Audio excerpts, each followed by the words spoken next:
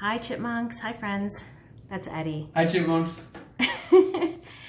We have been looking at so many pictures from spring and flowering trees, so I thought I would read a book, an old favorite at our house called A Grand Old Tree. Okay, Eddie. Wait, hold the book over my face. I'll try that. Don't hold it over my face. This book is called The Grand Old Tree, and it is by Mary Newell de Palma. And I always like to look at the cover of the book and maybe guess what it's about. So, of course, I see a tree. I get that from the title, too. And I see some squirrels, and there's a bird up there in a nest, one on top, and a little owl. Let's see what it's about. Okay. A Grand Old Tree. Once there was a grand old tree.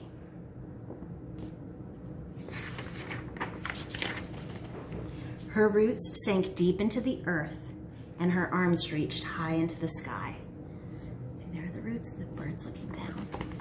And then there, the bird is on top. It looks like maybe it's a winter scene because there's no leaves on the trees, and I see little white snowflakes.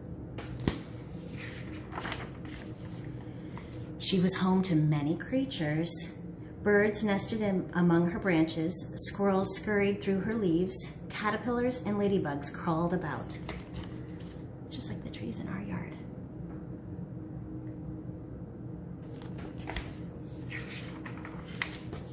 The grand old tree flowered. Oh, look at those beautiful flowers.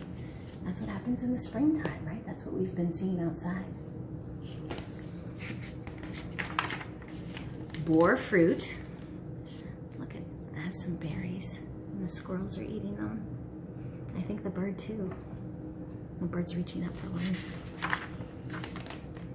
And sowed seeds. Look, this is how they sow the seeds. The animals take the fruit and the seeds are attached to it, and they carry them on their bodies or in their mouths. The squirrels bury them, and then more trees grow from those seeds.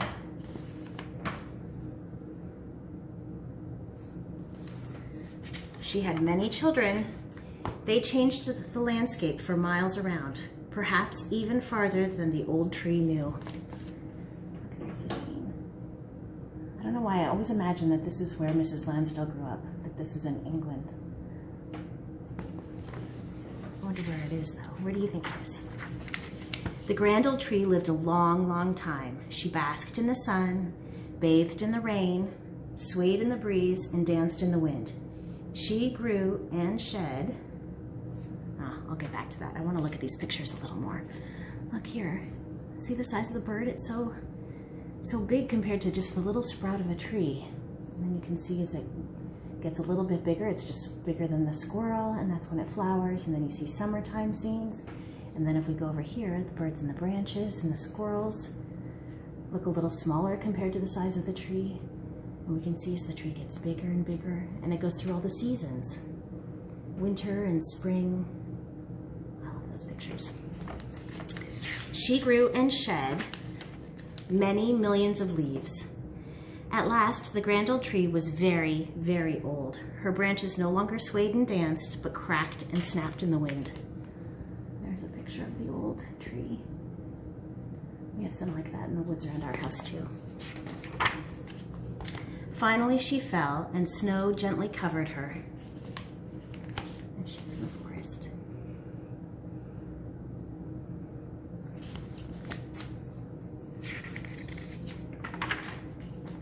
The old tree died. She no longer flowered, bore fruit, or sowed seeds. Look, there's one of her branches laying across the ground. But look, it looks like maybe some of her children. But she was still home to many creatures. Raccoons nested in her trunk, centipedes crawled along her branches, and lichen grew on her bark. I see trees like this in the woods by my house.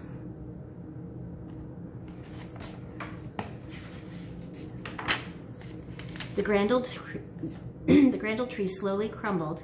She became part of the earth. Today, the roots of her children sink deep into this earth. Their arms reach high into the sky.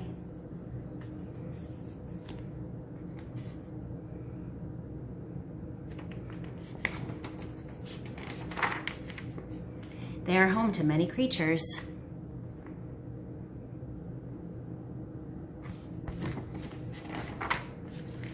just like the grand old tree. And look, there's a new little sprout. Right, so the trees go on and on. That's the end. I hope you enjoyed this book about the grand old tree.